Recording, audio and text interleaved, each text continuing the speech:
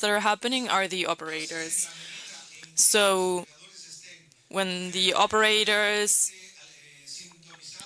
are in sync with the new reality, and the rest of the stakeholders know the reality that is lived every day in the operations, I think that we will be in better conditions of structuring all the things that oblige us in the path that we have started to tread in the region. So after a long process in which we would have liked to have more operators here, we actually lost the participation of an operator from Ecuador due to an internal situation of the country. Colombia also wasn't able to be here. We would like to have more operators, but we have a group of representatives that is very important, of colleagues and friends. So allow me, in the name of our executive secretary, in the name of Olade, let me welcome you and thank Get Transport for the trust that they have in us, and thank you to everyone who has accepted to participate and all those who are present today. So best of success, Antonio. Thank you very much, Bernardo. Welcome. It's a pleasure to have you here in the Forum of Operator in the Transform week.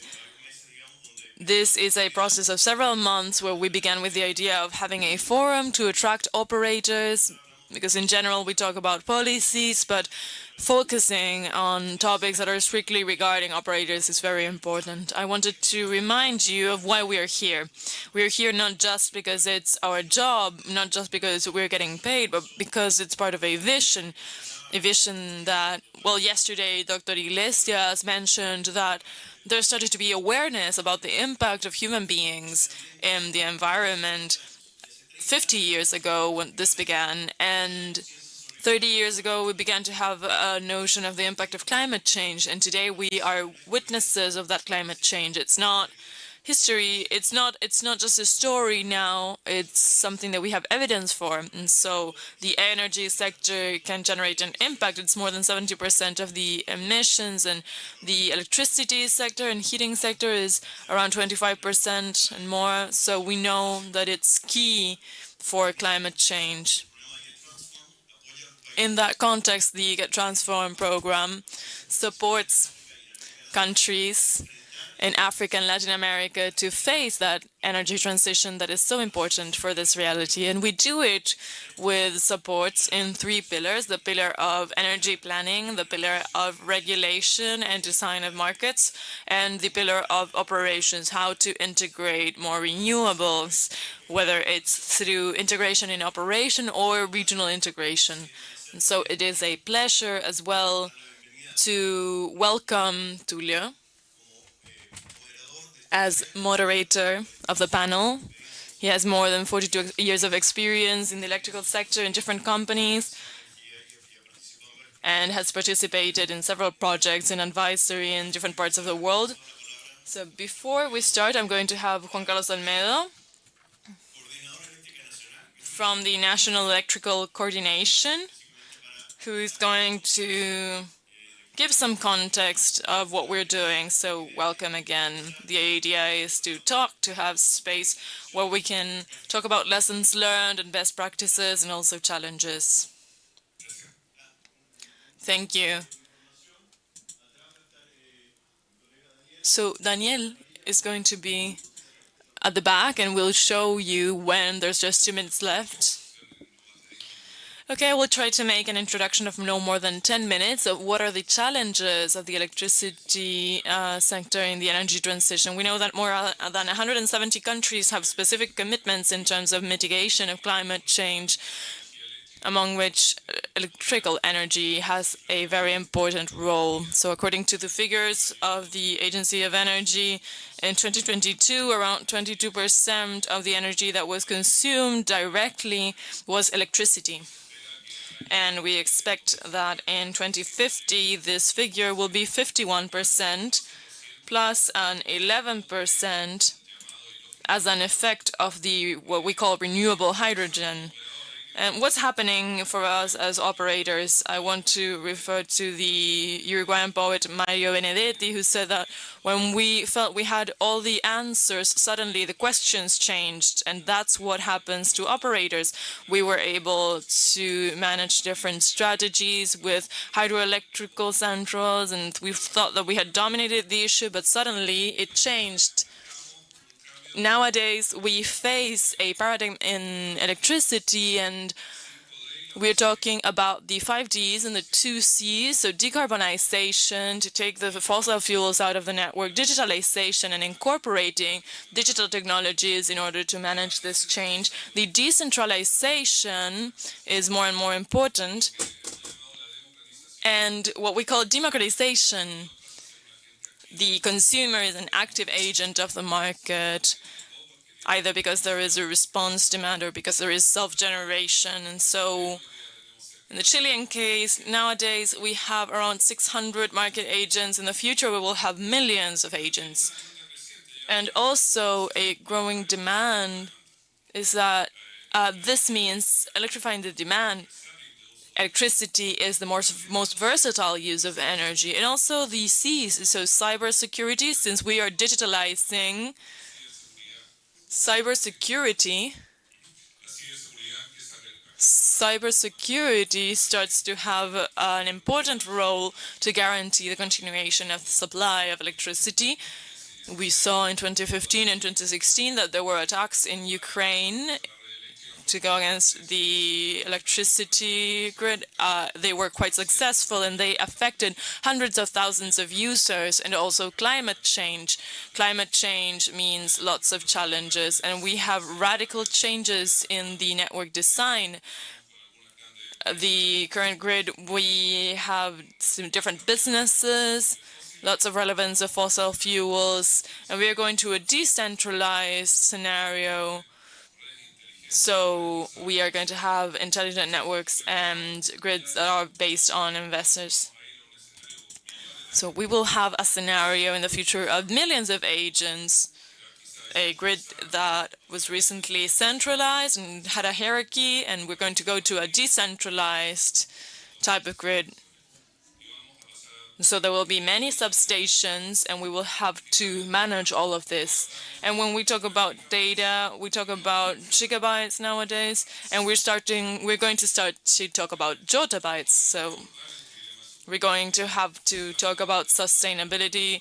We're already talking about sustainability, and we're going to have a balance between sustainability, economy, and safety. Of course, this will be critical due to the increase of use of electricity. And we know that safety is a public good, so it can't be anyone's property. In the country, we have seen the effects of the variation of renewable energy, and we can see some examples. There's going to be a presentation that we can share afterwards. So wind energy in Chile has a lot of variation. It goes from a lot of megawatts to maybe just 10. And so there's a range of around 67% of 1,000 megawatts. And for a system that has 1,000 megawatts of demand, we have to have around 27% of the demand. And so we have to develop new strategies of management of the grid. In terms of emissions, there are very important reductions in the emissions of the system. Last month, we got to 0.2 kilos per hour of megawatt, and we have been able to reduce this. And so this is a lot of challenges. Around 70% has been variable, renewable energy. The main drivers in the increase of renewable energy has been photovoltaic, solar energy. And if we remember Algar's presentation in 2006 saying that Chile was going to have a certain capability, we hope that by the end of next year and beginning of 2025, we get to the 13,500 megawatts of that energy in our system. So this really talks about the importance of storage, and nowadays the market agents have projects that are above the 3,000 megawatts with 5 hours of duration for storage. And it's going to be important to manage that. And in that sense, we have seen the importance of having a regulatory framework for the wholesale markets.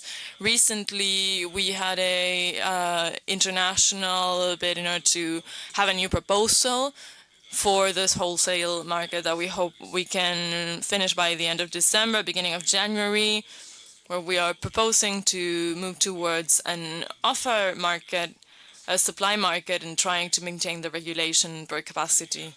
So to finish, it's clear that the main challenge that we have as operators is going to be the renewable energies and their predominance, and our challenge is to manage them in a reasonable way so that users can have reasonable prices. We don't know if it's going to be cheaper or more expensive, but fees have to be cost effective. Thank you. Muchas gracias, Juan Carlos. Thank you very much. So with that, we will open up the panel for operators, and we would like to welcome you all. We will welcome Ture Alves. He's the Executive Director of Energy Integration for the region. Thank you. Buenos días a todos. Good morning, everybody. It's a true pleasure to be here. First of all, I would like to thank Olade. On behalf of all my friends and colleagues from Olade, I would like to thank you all for the opportunity and for the invitation to be here with you today. And it's a pleasure to participate in this event with different stakeholders and colleagues.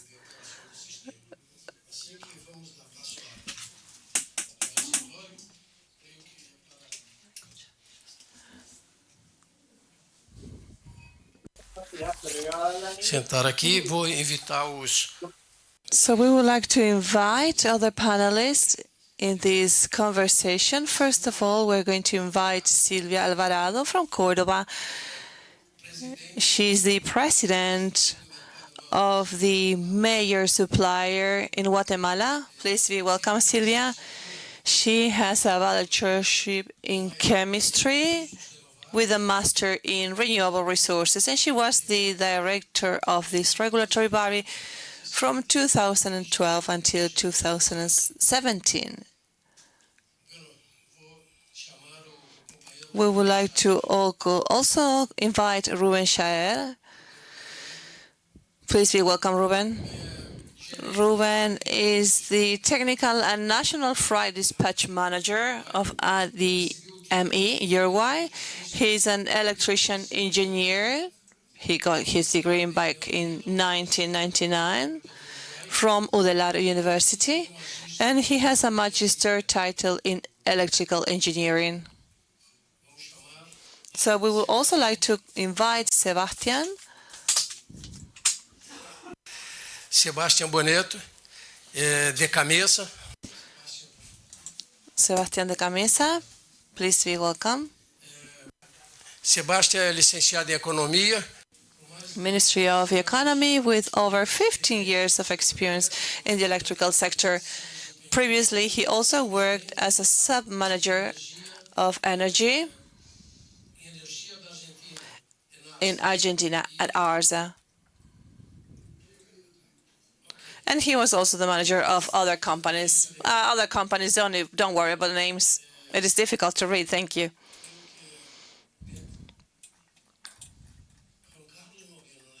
Juan Carlos is not here, right? And we would also like to invite our keynote speaker, Juan Carlos Olmedo. Juan Carlos, please join us. He's the president of the National Electrical Coordination at Santiago de Chile. Juan Carlos is a civil engineer of industry, commerce, and energy from the Universidad Católica Pontificia of Chile.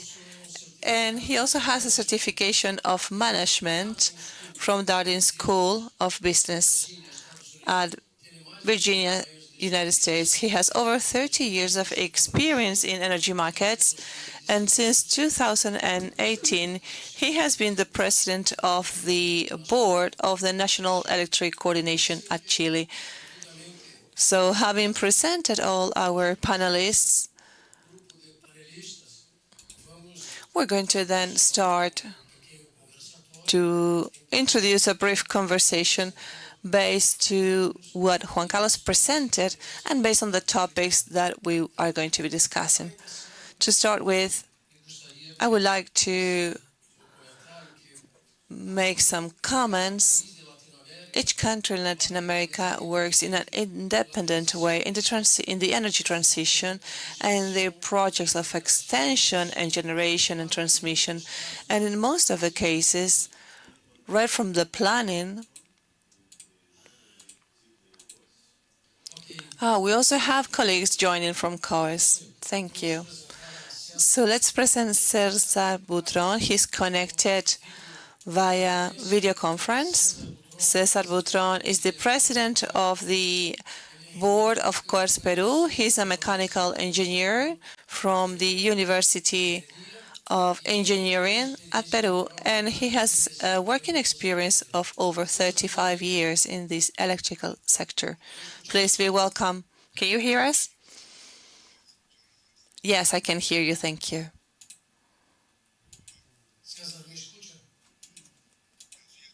I can hear you. Can you hear me?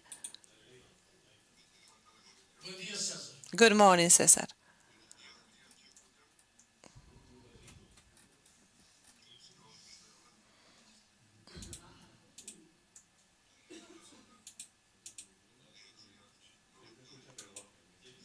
Good morning. Can you hear me now?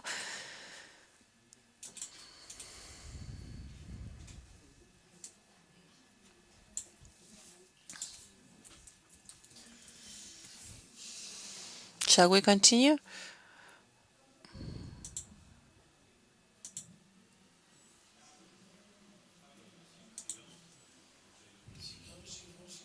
Yes, let's continue and let's try to turn on the volume a little bit more. So as I was saying, each country in Latin America works in an independent way and in this energy transition and the projects of extension in the transmission. In most cases, right from the planning, we are looking at the countryside, at the interior of a country, instead of looking at the possibilities of interconnectivity that we have. This is a keystone to start with our first objective. So this is there is a very important need to promote the international cooperation in order to improve the energy matrix of each country and also to make the most of the generation resources. There is no doubt that the regional integration is a leveraging tool of the energy transition. Without transmission, without integration, we don't have transition. So this is very important when we talk about energy integration. Having said that, I would like to start with the first question that we have for today, so we can continue with the presentation.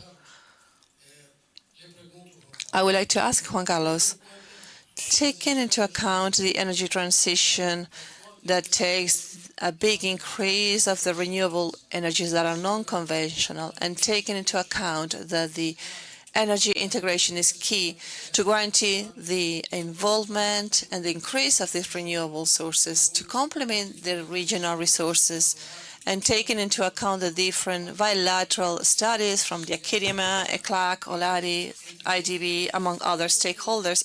In your opinion, what are the sensitive topics for the expansion of this energy transition in LATAM? And what is the biggest challenge in order to conduct these interconnection projects? Would that be regulatory, technical, political? What do you think, Juan Carlos?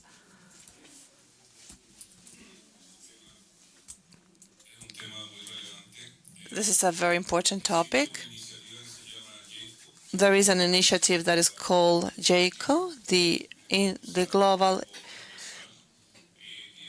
initiative, and Grupo Transversal has made this global interaction better. So you mentioned many aspects, but I think that my answer would include all. So it's important to have, from the regulatory standpoint, a good framework based on HVDC technologies, where Brazil in Latin America is the country with the most experience. Also, when we talk about taxation and geopolitical, this is a long list of topics that we need to take into account. This is what our company identified. Now, the main companies for the renewable resources, if we can take a look at this, they are placed at a 45-degree angle in a diagonal line across the continent. So there is a huge opportunity for us to have more efficient exchanges to transfer this electricity with other countries that are already producing green hydrogen. So we should be concerning about this, how we can make progress in order to establish this connectivity. Thank you, Juan Carlos.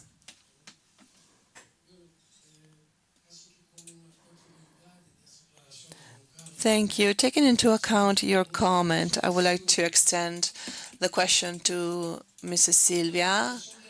The integration of renewable energies, how can we talk about and solve this challenge of introducing these intermittent energies, integrating national? Thank you so much. It's a pleasure to be here. Thank you for the invitation. It's a true pleasure to be here with you in this fruitful morning. Just 2 words regarding the supplier of the company that I represent. I am a part of the board. They are representatives of Guatemala. They have been working for 25 years already.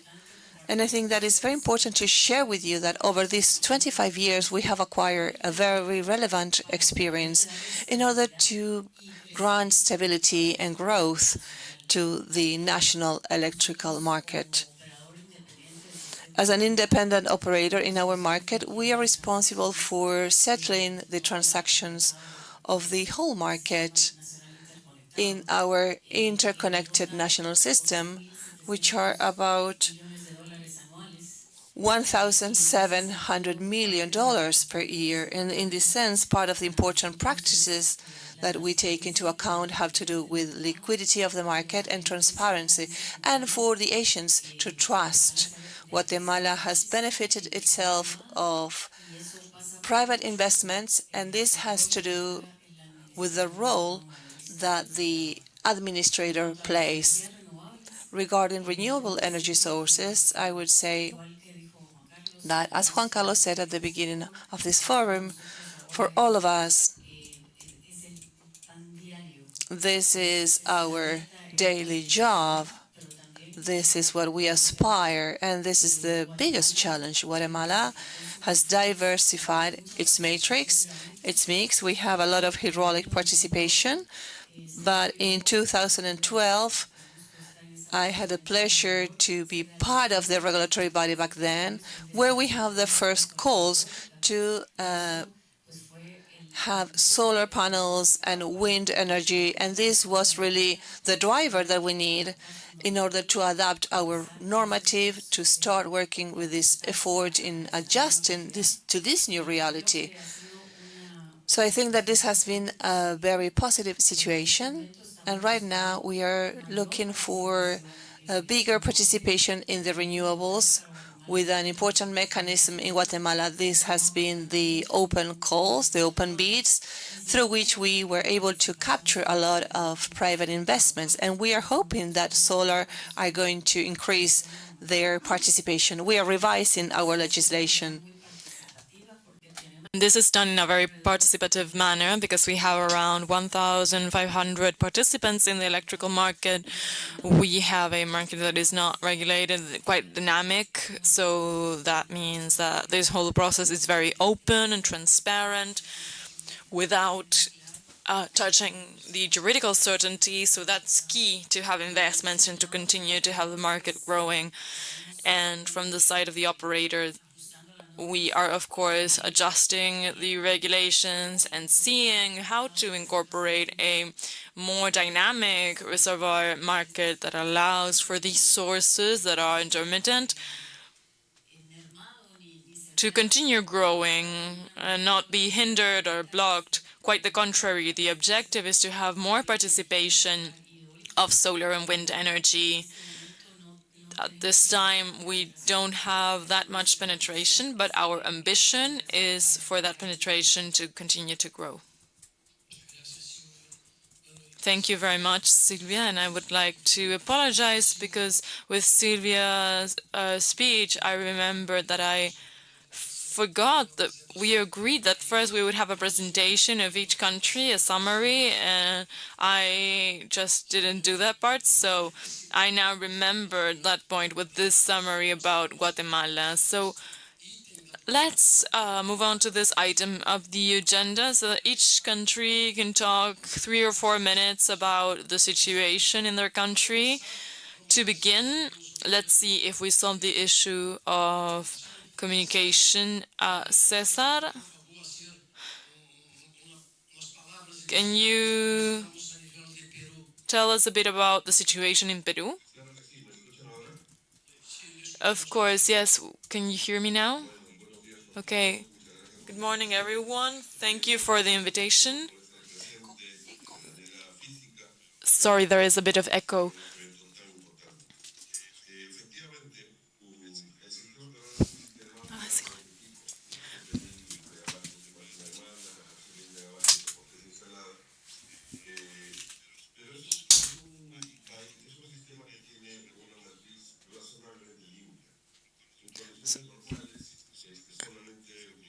In normal conditions, we use renewables, water, and natural gas.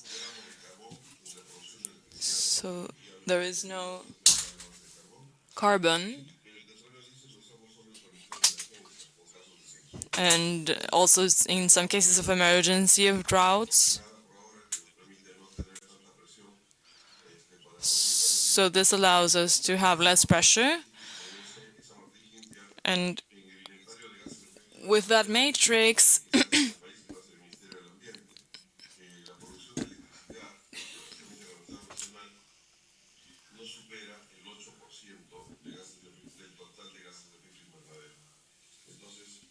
my apologies, there are some issues with the audio. We'll be back in a second. Es que el futuro crecimiento que vamos a enfrentar va a tener que ser exclusivamente a base de energías renovables y dentro de ellas, evidentemente, nuevamente, solamente a través de mercado y de recursos va a ser energía solar. So we're hoping that we're going to be able to work with more solar resources and wind resources. And we hope we're going to be obtaining better results as other countries have obtained. And this is why it is a true pleasure for us to be able to participate in this conversation and hear about the experience of other countries and what they are doing. Because it is very important to always keep up to date with what it is going on in the electrical business. Thank you. Very much, Cesar. So, continuing, can you please tell us a bit about the situation in Uruguay? Yes, if you could put up the presentation, please. Here. I'm going to tell you, can you hear me? About the case of Uruguay. Next slide, please. This is a clear summary of what we did recently, which is more or less in 2009, we started to take decisions on the changes in the energy mix. And in 2018, we installed new thermal centrals, some more biomass, lots of wind, and a bit more solar. So this change was drastic in Uruguay. And for you to take into account, we did it because the scare when we started to be afraid of our dependency on oil right around this time. And so we started to run a lot of simulations to see if variability was something that we could manage or not. And we reached the conclusion that there was no issue. And a conclusion, as a summary for all of you that you all know about the subject of operating a system, imagine how nature would have to conspire in order for 500 or 1,000 megawatts that are redistributed to be lost. That's something that happens when you have a combined cycle, and this is something that can be absorbed with the controls that we have. The intelligence that we have in the grid nowadays with the system of protection is able to absorb variability. So if there is a great demand or if a central is not working properly, with these variations that are something serious, we integrate things more and more and think that it's sort of like the intermittence that you have when you turn on and off the lights at your home. And so in the end, it's not something that affects the system. There's no issue. And so we decided to just do it, and that's what we did. In 2018, the power installed for wind and solar, 70% of the days of the year was above the peak demand. So 70% of the days of the year, the installed power of wind and solar went above the peak demand. And so Uruguay cannot have more hydro. So the future is more renewables. And that's what we have in mind. So this is how it's going, and believe me that we have simulations from now up to 2050 of how it's going to be, how we're going to manage the system, and what is the capacity. We are deeply interconnected with Argentina, 2,000 mega, and 570 megawatts with Brazil in a system that works back-to-back with back-to-back converters.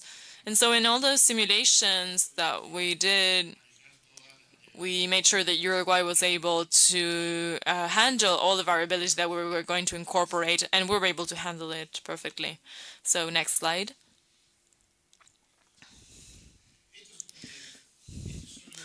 This is just a copy of the last 48 hours of Scala. So we have the signal, and you have the demand, yesterday's peak. And this is just for you to see what the system looks like, and how variabilities complement themselves. So wind energy went up here, but demand also went up, so that's good. And is that luck? I don't know if it's that much luck. I think it happens almost every day that we have sun, and so we have an altering of wind and solar. We have all that. And so the biggest variability that we have, this is the hydraulic system, and so the affluence in the last 5 years. And here you can see that, for example, in the last 5 summers, we have these bands that are trustworthy, and we have been 4 years in a row with this type of summer. Now we went to the other band. Now it's really humid. This is fundamental for handling this, the forecasts. We have excellent forecasts that are generated by us with models. Sorry, I'm going a bit fast, but we have 2 robots, one that is permanently looking at the following 3 months with the daily details. It's executed 3 times a day, and it gives us all the optimal operation, and another one that works every hour. So it integrates the forecasts, and that is what provides us with the instructions for operations. And that would be the end. No, sorry, next one. So the surplus, this is something that we will discuss afterwards. Another one. Well, those 3 works are quite good. You can check them in the presentation. You have to be fast to catch the train, but you have to make sure that you don't get on the wrong train. Okay, so the summary was 5 minutes. He made a whole presentation. We will now have Sebastian talk about the situation in Argentina. Well, good morning, everyone. Thank you very much for having us here at the forum. First, a bit of dimensions to start. Argentina has 5,700 megawatts installed, most of them wind, with a participation 3,600, and there's around 3,000 solar ones, and then the rest is bioenergies, and then there's less than 50 megawatts for others, according to what is defined in law. In the law of Argentina, we have big hydro plants in Argentina with around 11,000 megawatts installed, and this makes 40% of the mix of the power that is installed is renewable. From 2018 up to nowadays, Argentina went from a coverage of renewables from 2 to 14% of coverage of the demand, and we have an objective per law of reaching the objective for 2025. We have around 300 megawatts, mostly wind, that are under construction, and we have signed commitments of PPAs for 630 megawatts recently, and we also have given priority of dispatch to 1,600 megawatts that are going to participate in the private market that is called MATA, where it will contrast with the big users in order to develop those parks and provide those farms and provide energy for the great demand. So this growing participation of renewables, of course, as operators, summoned us to create new tools, develop new resources in order to integrate renewables with pre-existing types of energy that, in the case of thermal, these have synchronicity, they can be dispatched, and they are firm and flexible. So what tools did we develop? So first, we have an operator that is dedicated in our control room that is always there looking at the system of renewables, managing the moments when there is an overflow. We have also a forecast system where we inform the forecast of each source, and we have incorporated to our real-time operation system the AGC, an automatic generation control that allows us to work with more than one central simultaneously. And another important thing is that we developed our own software that basically administers the overflows in some cases of when there is an overflow of the export. It sends information about how much the power has to be limited for affected areas. So they receive in real time the information provided by the system based on what the operator, the renewable operator, indicates. So as measures for the future, we need to continue developing new tools. The limit, the maximum coverage is 30% of renewables in our demand, and instantly we know the challenges that renewables represent in terms of our ability. With wind, sometimes it's 3,000 megawatts and it can go down to 300, so it has a lot of variation. And this makes us have to adapt the system so that it's integrated in a flexible way and that it works well with the rest of the generation. What are the new challenges? In terms of automatic control of generation, we want to have new central, even thermal centrals, and we also want to integrate it with our neighbor countries. We're working with Uruguay, also with Paraguay, in order for automatic controls to work in a coordinated way. We are working on increasing our bonds with our neighboring countries, in the case of Paraguay, with the beginning of a new line of 500 kilowatts of Villa Ashes. We are now working together, coupled with Paraguay, also with Uruguay. And in the cases of Chile and Bolivia, it's still radial systems, but we will continue working in the future in order to maximize our integration. We also have a commercial and electricity bond that is very strong with Brazil. And so we try to foster the participation, the integration of energy, the development of new works of infrastructure and transport in order to alleviate congestions and jams. And of course, to try to work on storage is another important thing. We have 2 electrical centrals for pumping, and the Secretariat is also improving the technology of different centrals. This is very important. We have optimal machinery for the functioning of our system. We are also working on what is storage, battery storage with lithium, ion lithium. In the last tender, we assigned 3 solar projects with storage and 1 wind project with storage. And lastly, try to generate mechanisms of incentives so that thermal energies, for example, can gain flexibility. That would be what we have ahead of us. Thank you.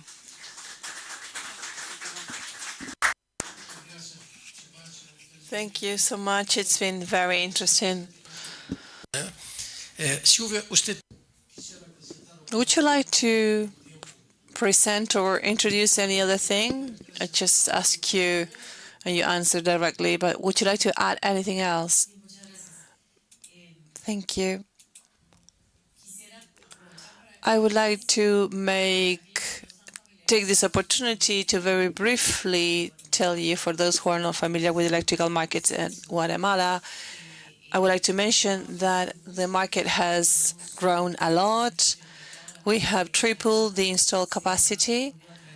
We were able to attract a lot of private investments, and Central America operates a coordinated market through the CEPAC line, connecting from Guatemala to Panama, from the Central American region. And this is a huge opportunity for us to make investments. And also it poses challenges, operational challenges, as my colleagues have previously mentioned, which have to do, of course, with the important role of the operator for this central interconnection to be able to operate without causing any problems at the local markets. Thank you so much. Thank you. I would like to ask César Burtrón. César, what is OCOS doing regarding the prevention or solution of congestion and pouring caused by this higher level of energy sources penetrating in the market?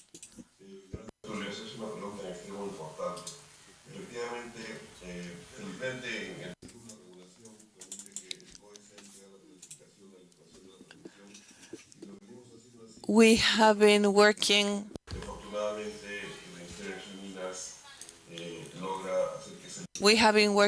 with 3 lines. We have been successful so far, and we are working with another system. It is a robust system with no congestion. However, we do know, due to the problems that we have with the wind energy, sorry, we're having some audio issues.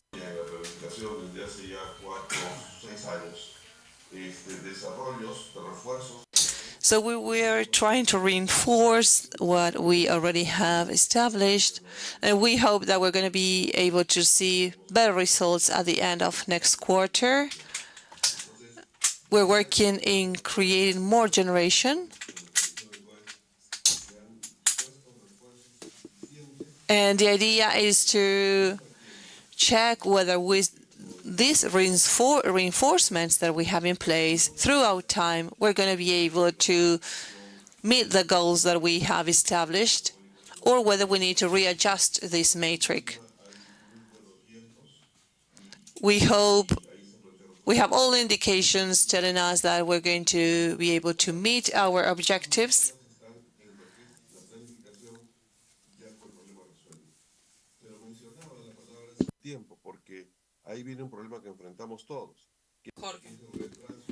So we are trying not to be behind, even though the planning is doing okay. Our mining ministry has approved, and right from the beginning we were having some delays, unfortunately, and this has to do with bureaucracy and other requirements. But as you know, in the execution, sometimes we do have delays due to other kinds of issues like lack of personnel, etc. So our main concern had to do with minimizing these delays, and we're working jointly with the authorities to minimize this impact. And we are also supervising with all the planning studies who give us, as a result, an optimum year for the operation and the installation of new facilities. So we are constantly evaluating the possibility of advancing the program this year in order to compensate for previous delays. Because when you start with these delays right from the beginning of your planning, you really need to try to balance this throughout the project to catch up, sort of. So in order to avoid this congestion and to have better investments, we need to incorporate a business plan. So this is a task, apart from the typical tasks that we have in order to maintain the current systems, to provide safety, etc. This has to do with advancing the development and make more progress. Thank you. Thank you, Cesar. Thank you so much. I wanted to ask Ruben Shaer. Ruben, how do you promote the cooperation and the exchange of experiences in the region in order to face these common challenges in this energy transition in the operation?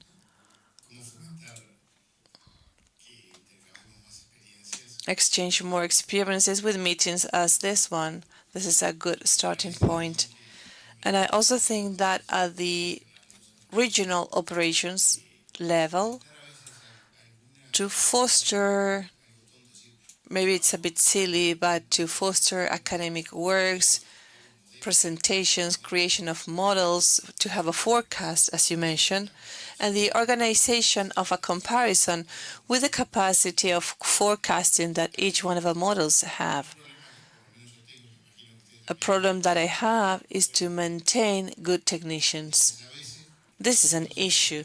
Salary can be complementary, but in order for them to be able to say that they are attending congresses, this is a plus, and this could help us. So I think this is an investment. We need to dedicate time to this. Thank you so much, Ruben. Sebastián?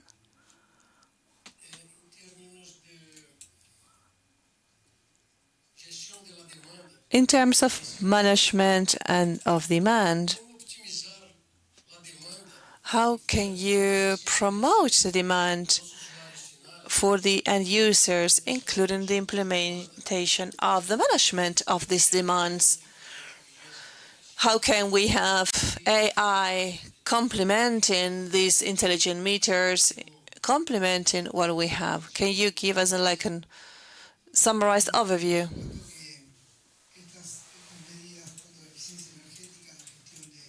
Yes, of course.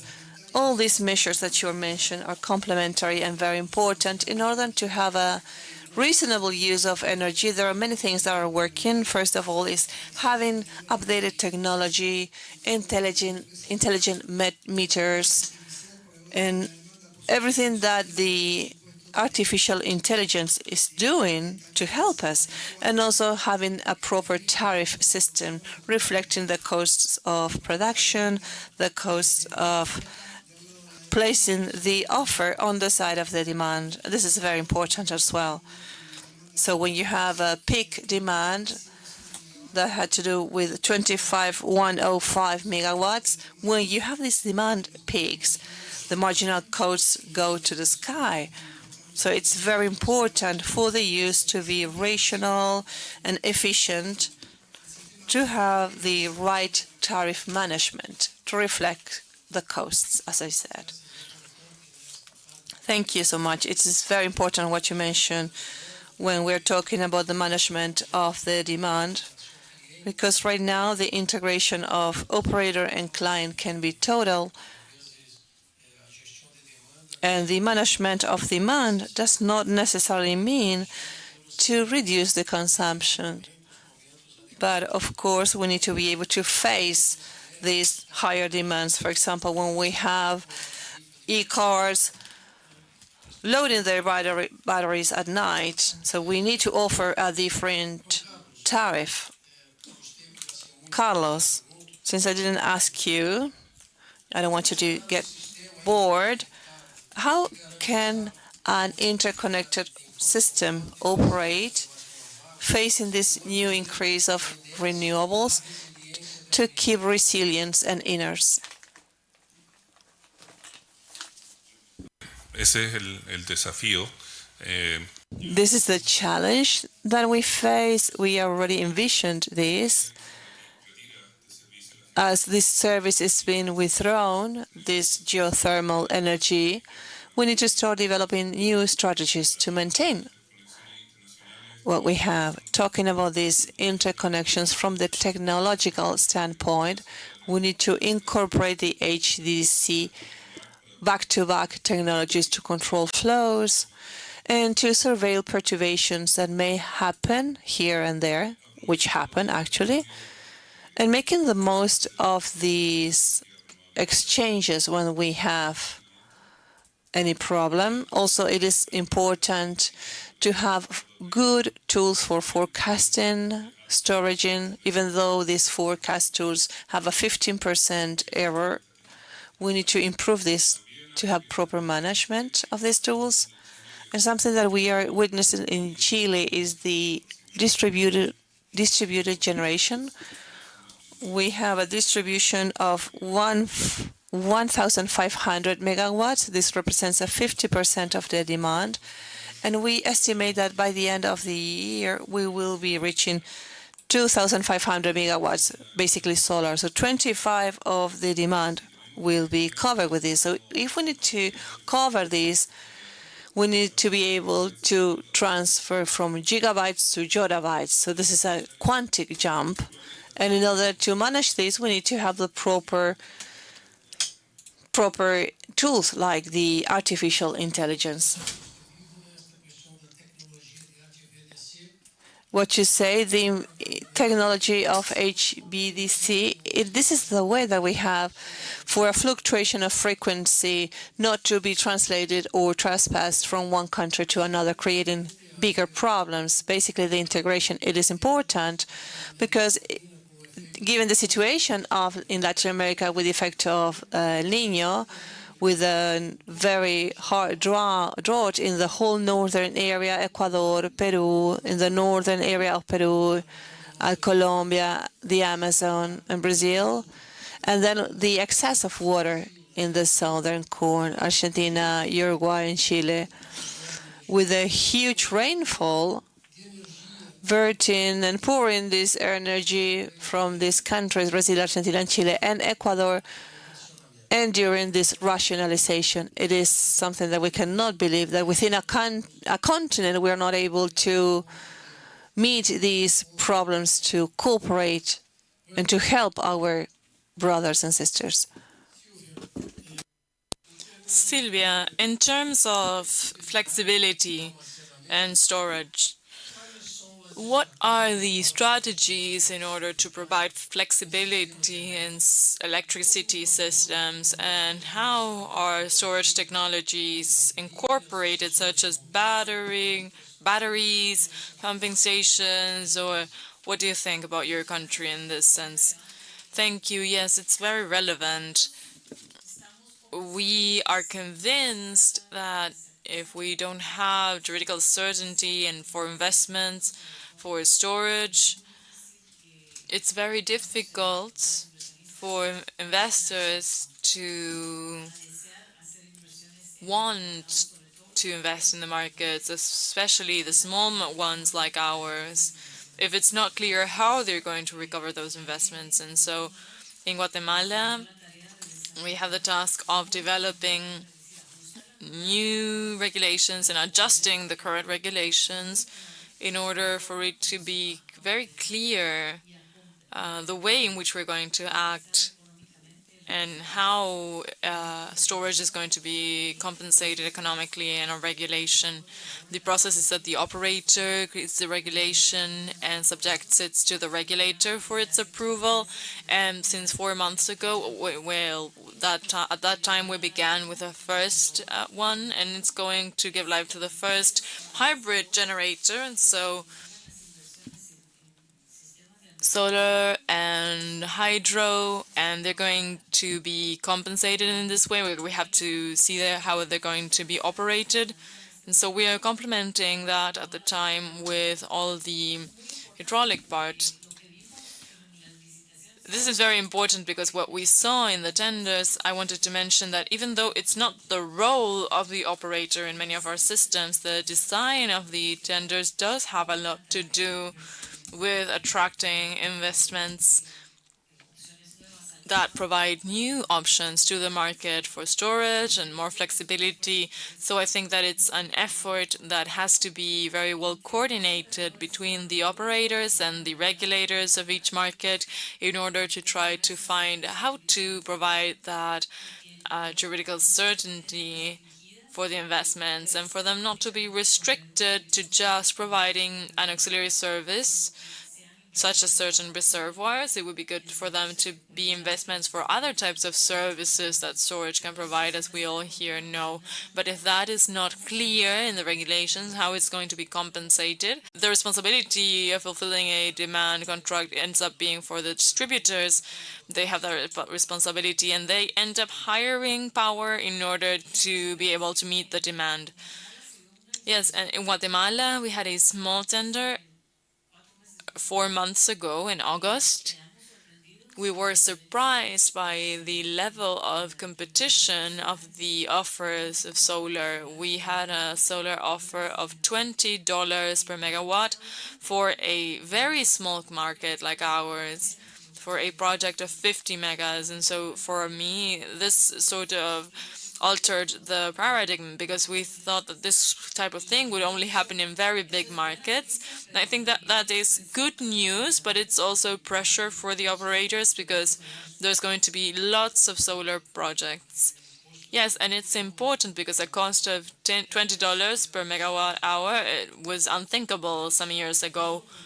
But this is good because in the end, this contributes to diminishing the cost for the end user. Thank you, Silvia. I would like to ask Cesar now. Cesar, regarding modernization of infrastructure, how should we face the modernization of the electricity infrastructure, including technologies of automation, artificial intelligence, big data, and others, with this thing of the energy transition?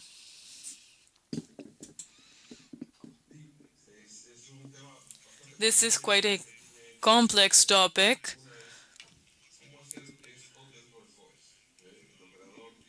So the operator has to... I have to highlight what was said by Ruben. We have to have the possibility of maintaining our human resources, that it takes a lot of years to train them. And so we already have a strategic plan that is defined for 5 years onwards in order to take care of everything that is needed and have the capability of facing this variability. Another topic that is more important, well, not more important, but bigger, is how to get the whole sector, the whole system to enter this process of modernization and updating to new technologies. Fortunately, in the case of Peru, the whole development is of private investments, and so the incentive and regulations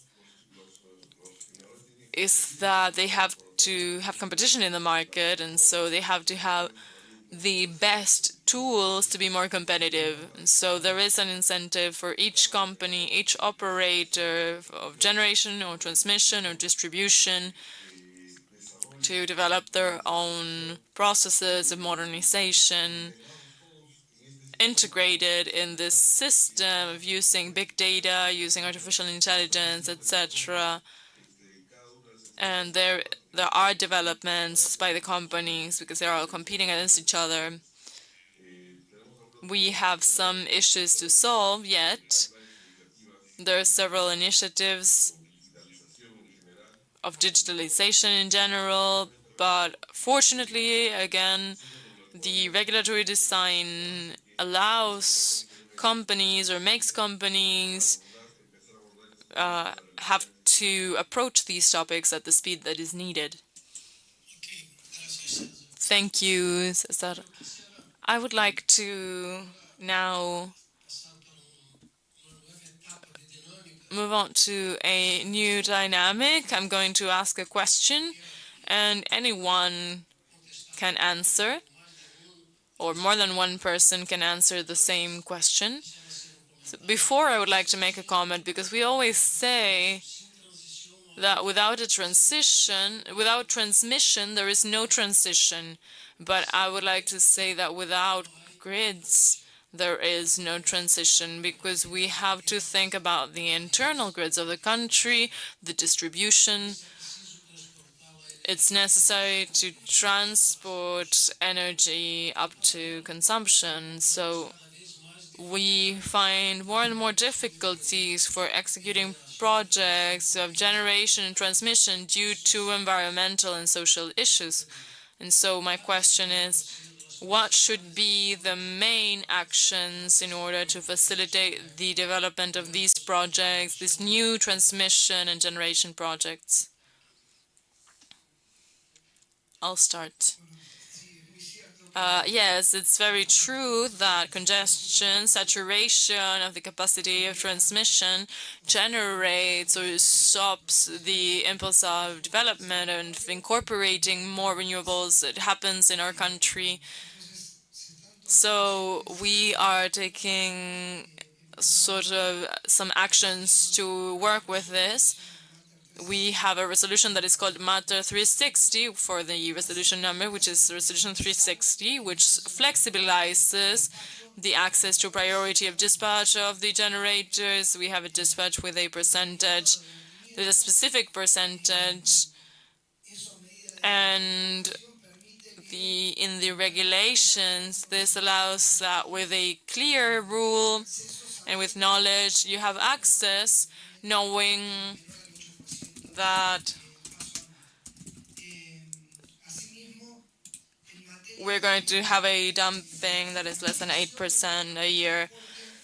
And so also the broadening of the transportation in our country, we have a resolution now that makes all stakeholders of electricity participate. So CAMESA, the CAF, I have a representative here.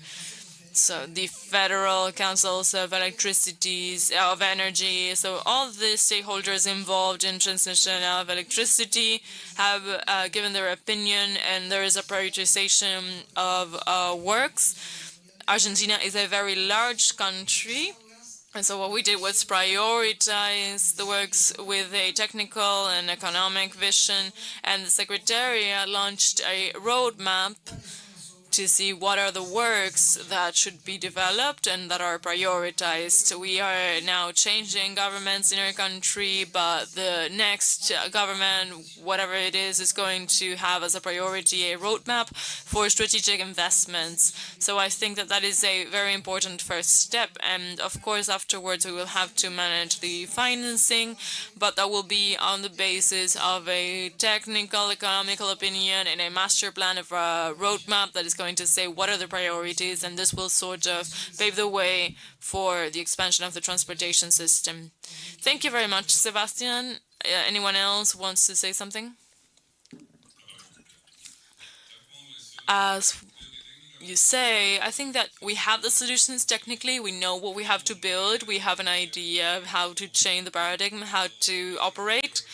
But here I want to remember what we talked about with Ricardo Rosa, the Subsecretary of Energy of Chile. The technicians here know what has to be done, but we have to convince the citizenship. This process of change of the electricity grid is the biggest ones that the electricity grid has had since General Electric incorporated its innovations. But the citizens don't know about this, so we have to have some sort of ethics to approach this transition where citizens understand the changes that need to be made and they have a solidarity approach. Right, so to act in a correct way with the citizens. Yes, I want to add something. You talked about putting an earlier date for the investments, for them to be able to be made. That's something that happens all the time. We have to think that the markets, the way we have structured them, are not going to pay for the necessary transmission investments. An example is the interconnection between Uruguay and Brazil. It would have never been done if we think that the market should pay it when actually afterwards the benefits are much bigger. And the same thing will happen with all the renewable projects. If we don't have the networks in order to do it on time, then we will lose the demand. Silvia? Yes, perhaps in that sense we could talk about the experience of Guatemala with the expansion of the transmission. Specifically because the fiscal resources in our countries are very scarce. And over there we opened up for transmission the private participation in 2009, and we've been able to attract investments around $500 million in grids that are being executed by private investors whose return comes from the fee for users. Then we have, of course, the complaints of users saying that the service is more expensive. So we have to bring awareness to society in the sense that if we want clean and trustworthy and efficient service, that means money. So we have a couple of minutes, and I would like to open the floor up for questions from the participants. Any of you have questions? Felix? Hello, everybody. It's a pleasure to be here. I am Felix. I would like to congratulate you all for your excellent presentations. There are so many questions we would love to ask, but given the time, this average and medium tariff that you mentioned of about $20 for solar and photovoltaic, what would be the storage capacity? Do you have an idea?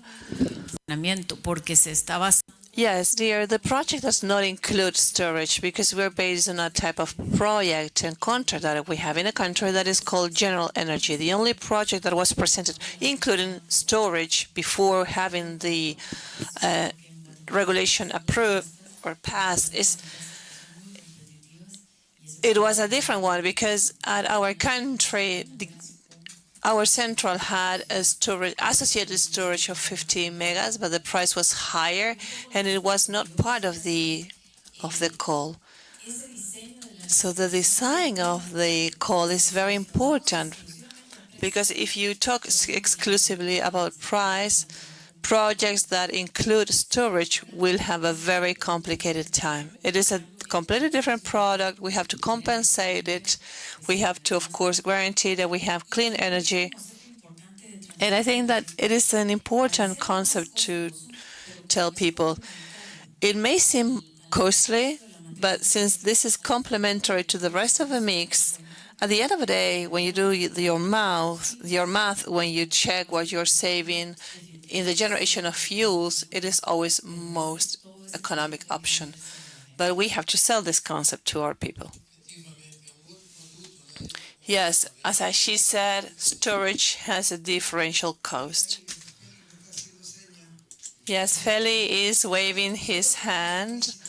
We have a call where different products were awarded, and the tariff were around $80. Of course, it has to repay the installation of the renewable source plus the storage capacity, the facility.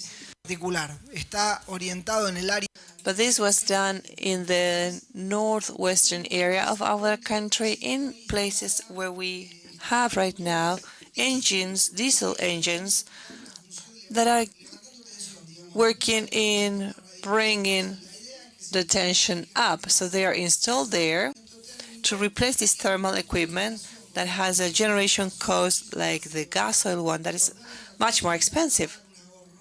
So at the end of the day, we're going to be saving money. But this was a way for us to foster investments. But it will be, of course, another challenge because this is going to be centralized and the dispatch of these batteries will be another issue. So we need to start learning how we can relate this with the rest of the interconnection Argentinian system. Something that is very important, and according to what Felix said, is to decide, we will have a regulator forum, whether we're going to be paying for this storage for the service as a complementary service or for the amount of energy being provided. There are different ways. So, of course, it depends on the project. So we need to know whether this is going to be paid by the basic mix or not. So this is a discussion that we need to make progress with in order to implement this other part of the project. So we have time for more questions.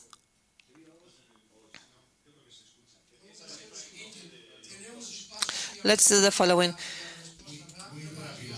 Just a brief question. Congratulations for your comments and presentation. I wanted to ask you about the distribution lines.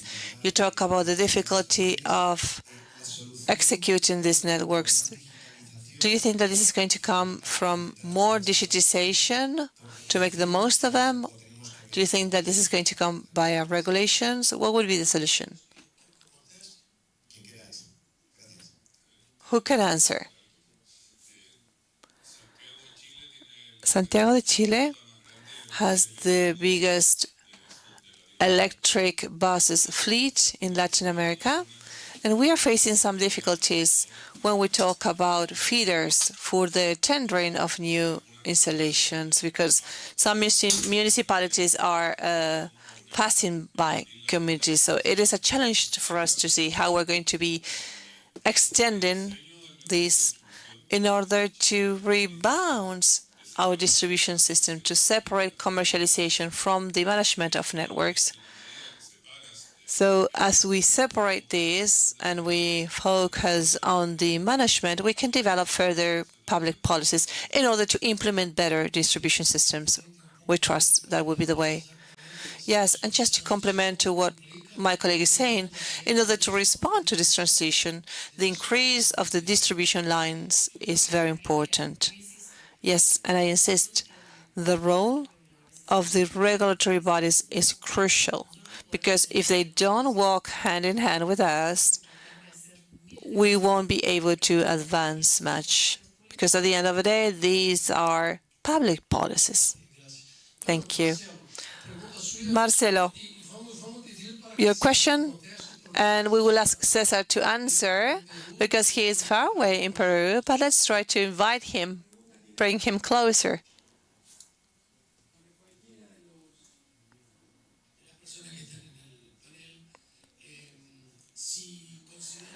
I would like to ask whether you think that any initiative for planning, supranational one, I mean, beyond what you can do internally at each country, do you think that this would be a factor that you think that could have a good result from the operational standpoint with the correlation systems within this framework? I mean, trying to make the most of the strengths that we all already have.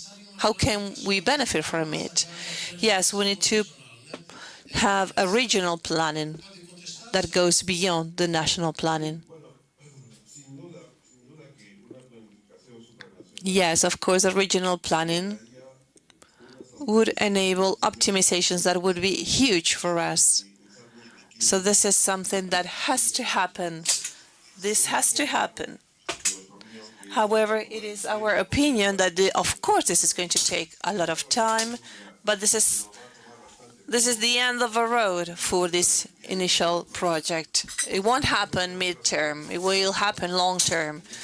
So when we talk about electrical systems, we also need to talk about how can we sell this to the politicians, because they don't understand some of the concepts. They are more, they feel more comfortable with talking about, well, call for bids or public works or other kinds of infrastructure. So it's important for us to let them know and have a clear idea of what's coming ahead of us. So this is something that we need to work with. Of course, there is a lot of work involved, not only touching on the political roles, but this is the final tool, because it will really enable us to make the most of our exchange of experiences. As my colleague said, how is it possible for part of a continent to be facing restrictions and blackouts, and other parts of the continent they're having heavy rains? We need to be able to survive a couple of years more until we're able to find a right solution for all of us. Yes, I wanted to add something else. This is a story that is not that old. Uruguay had backup contracts with Argentina before 2001. Those contracts, when the conversion was broken and Argentina had started to have problems with investments, we had this back-to-back this support system with Argentina. They had a problem, an internal issue. They met as they could. They make the most to try to accompany us and extend this backup in time. But progressively, they started letting us know that they were not going to be able to be our real backup for power. This started in 2005. So as a small country, a big country can think that the smaller countries can be rational, right? Because we are very, very small, 47 times smaller than Argentina. But we can never expect that other country would be reasonable in the long term. We don't know what's going to happen. But this has been an example over the last 10 years how we have been able to improve the exchange in the southern core, Argentina, Brazil, Uruguay and Paraguay. So we have to start being more rational and say every day, every time that we can include this rational part, let's do it, so we can have in the long term these huge investments that would mean something that will not be reversible. We can trust in doing that. But until we are not having this short-term rational leg, I think it would be utopic for us to think of improving in the short term. Yes, regarding another recent experience regarding climate contingencies, Brazil has experienced in 2020, 2021 huge drought. Argentina was trying to generate exchanges that were favorable. This was reverted back in 2022. I think it was in May. It changed drastically, their heroic situation, and they started to sell very competitive surpluses. So I just wanted to mention this to value what exchange means among countries. these commercial exchanges for energy, for urgency situations. This is key. This is the particular interest and the value that it has to be able to establish these bridges with other countries in the region. Thank you. I just wanted to say that it is important to keep this cooperation, because in the Central American region, cooperation has diminished a lot because we were trying to extend this to remove the energy sovereignty from countries, and this didn't work. So as long as we're able to complement each other, we're going to be okay. Yes, sovereignty has to be kept, but integration is very important. And a minimal level of integration, some studies said about 50% as a reasonable level of integration. And in Latin America, we have a level that is ridiculous. We say we're going to do this in Salto Grande and that in Itaipur. So if we include these dams, we could have maybe 3 or 4% of energy exchange. So we are very, very low in this integration limit when we talk about conversion, which has to be optimized. So each country must keep their sovereignty. We are running out of time. We would like to thank your attendance, thank for your time, thank Cesar for your participation from abroad. We hope we can meet you next time. Juan Carlos, thank you for your presentation. Silvia, it was a pleasure. Sebastian, Ruben. And I would like to ask for a round of applause for all our panelists.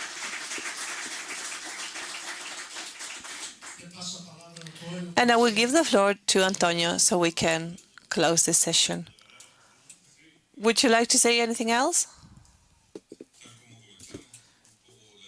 Yes, this closing vision. To summarize what we have discussed, I would say that the challenges that the operators face in Latin America and the Caribbean and in the world, actually, could be summarized in the following. One, working the tariff models for this new paradigm, the recognition of complementary services, the integration of storage systems. This is not only electrical batteries. There are other technologies like liquefied, thermal, and we have to make sure they compete. Being more flexible, we are talking about being flexible. It was included. Now we need to talk about this in a particular way. Change of paradigm. We have to manage variability. It is here to stay. And the international experience says that if we are to cut off these variables, we will never reach zero. And also the development of technological tools for planning and operating the system. And here is where we have the important cooperations. We're working with Exmulch Factory in order to develop some technological tools which would imply that whenever they're ready, they will be available to everybody.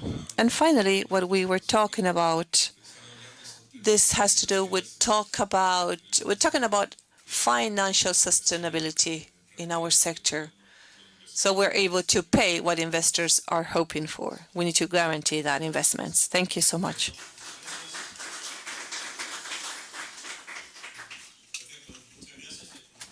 Thank you very much. That would be the end of the panel. Perhaps a word of reflection is that nowadays we see the great integration of Europe with more than 17% or almost 20% of exchange. And we know that the integration of Europe in general began as an energy integration. And so we have a great path ahead and a very important one. So thank you very much again. So we have to persevere. Thank you very much.